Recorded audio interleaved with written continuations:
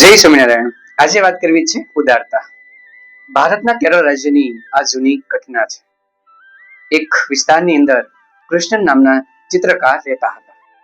પોતે ખૂબ દયાળુ અને ઉદાર સ્વભાવ. એના બાજુમાં એક મુસ્લિમ પરિવાર રહેતો હતો.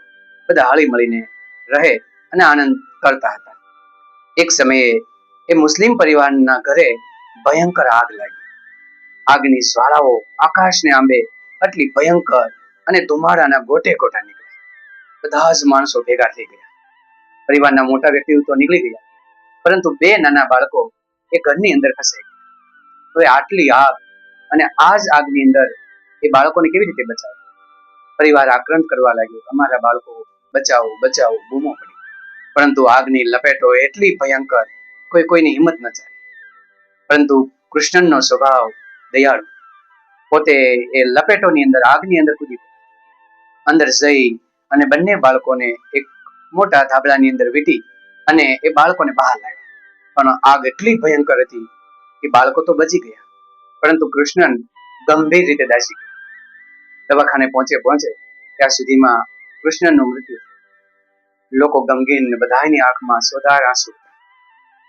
હવે એનો પરિવાર ચિત્ર ઉપર કામ કરતો હતો. આજીવિકાનું સાધન માત્ર એક જ હતું. ત્યારે એ સમયે માતૃભૂમિ નામનું એક વર્તમાન પત્ર સુંદર કાર્ય કરતું હતું.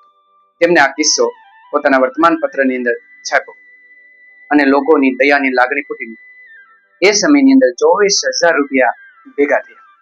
વર્તમાન પત્રના લોકો અને બીજા સેવાભાવી લોકો આ રકમ એના પત્નીને દેવા માટે ઘરે પહોંચ્યા અને કીધું કે લો, આ રકમ તમે રાખો. આટલા દયાળુ, આટલા ઉદાર સ્વભાવના તમારા પતિ હવે નથી, તો તમારું ઘર કેવી રીતે ચાલે? તો એના પત્ની એનાથી પણ વધારે ઉદાર હતા અને કીધું કે આ 24,000 રૂપિયા મને ન આપો. મારા પતિ ભલે ગુજરી ગયા, પરંતુ અમને આ ઘર આપીને ગયા છે. જ્યારે બાજુમાં જેમનું ઘર બળી ગયું છે એની પાસે ઘર નથી. આ 24,000 રૂપિયા તમે તેને આપી દો, જેને કારણે એ ઘર બનાવી શકે અને પોતાનો પરિવાર એની અંદર રાખી શકે. આટલો ઉદાર સ્વભાવ જોઈ લોકોની આંખમાં આંસુ આવી ગયા. આટલો સ્વભાવ, જેમના પતિ ગુજરી ગયા છે છતાં પત્ની એક નામની સહાય લેવા તૈયાર નથી. એના પછી જે લોકો મદદ માટે આવતા, દર વખતે તેના પત્ની કહેતા કે મારે મદદની જરૂર નથી. જો તમે મદદ કરવા માંગતા હો ને તો બાજુના ઘરે મદદ કરો, કારણ કે એનું બધું બળી ગયું છે. મારું બધું નથી બળ્યું. ભલે મારા પતિ નથી, પરંતુ મારામાં શક્તિ છે કે હું મહેનત કરીશ, કામ કરીશ, મારા બાળકોનું ભરણ પોષણ કરીશ. પણ એનું ઘર બળી ગયું છે, તમે એને મદદ કરો. આમ બીજાને મદદ કરી એમનું ઘર પણ સુંદર બનાવ્યું.